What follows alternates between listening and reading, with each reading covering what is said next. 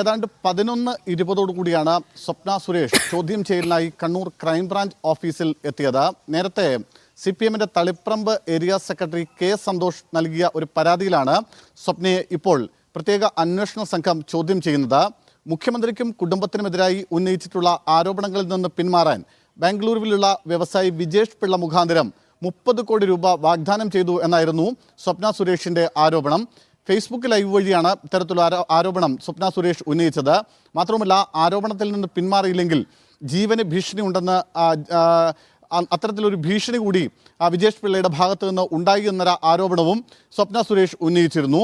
എന്തായാലും ഈ ആരോപണം അടിസ്ഥാനരഹിതമാണെന്നും ഇക്കാര്യത്തിൽ ഗൂഢാലോചന നടന്നിട്ടുണ്ടെന്നും അത് അന്വേഷിക്കണമെന്നും ആവശ്യപ്പെട്ടുകൊണ്ടാണ് CPMന്റെ Taliparamba area secretary K Santhosh Taliparamba പോലീസിൽ പരാതി നൽകിയത്. തളിപ്രമ്പ് DYSPക്കാണ് പരാതി നൽകിയത്. പരാതിയിൽ പോലീസ് FIR രജിസ്റ്റർ ചെയ്യുകയും അതിനുശേഷം കണ്ണൂർ ജില്ലാ പോലീസ് മേധാവി ഹേമലതയുടെ നേതൃത്വത്തിലുള്ള ഒരു പ്രത്യേക അന്വേഷണ സംഘത്തെ രൂപീകരിക്കുകയും ചെയ്തിരുന്നു. ഈ അന്വേഷണത്തിനെതിരെ അല്ലെങ്കിൽ ഈ FIRനെതിരെ സ്വപ്ന സുരേഷ് ഹൈക്കോടതിയെ സമീപിച്ചു. പിന്നാലെ ഹൈക്കോടതി 6 മാസത്തേക്ക് ഈ FIR സ്റ്റേ ചെയ്തിരുന്നു. പക്ഷേ പിന്നീട് പോലീസ് കോടതിയെ സമീപിക്കുകയും ഈ FIR സ്റ്റേ ചെയ്ത നടപടി ഹൈക്കോടതി റദ്ദാക്കുകയും ചെയ്തു. ഇതിന് പിന്നാലെയാണ് വീണ്ടും കേസിൻ്റെ അന്വേഷണം പോലീസ് സജീവമാക്കുന്നത്. ഇതിന് പിന്നാലെ കഴിഞ്ഞ ദിവസം ശ്രീകണ്ഠപുരം SI ബാംഗ്ലൂരിലുള്ള സ്വപ്നയുടെ ഫ്ളാറ്റിലെത്തുകയും ചോദ്യം ചെയ്യലിന് 22-ന് ഹാജരാകണമെന്ന് ആവശ്യപ്പെട്ട് നോട്ടീസ് നൽകുകയും ചെയ്തു.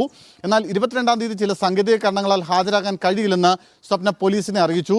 പിന്നാലെയാണ് ഇന്ന് സ്വപ്ന ചോദ്യം ചെയ്യലിനായി ഹാജരായിരിക്കുന്നത്.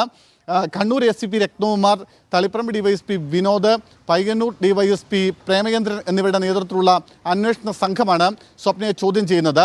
നമുക്ക് ലഭിക്കുന്ന വിവരമനുസരിച്ച് എഴുതി തയ്യാറാക്കിയ ചോദ്യങ്ങളാണ് സ്വപ്നയോട് ചോദിക്കുന്നതെന്നാണ് ലഭിക്കുന്ന വിവരം. എന്തായാലും ഇപ്പോഴും ക്രൈംബ്രാഞ്ച് ഓഫീസിൽ സ്വപ്നയെ ചോദ്യം ചെയ്യുന്നത് തുടരുകയാണ്.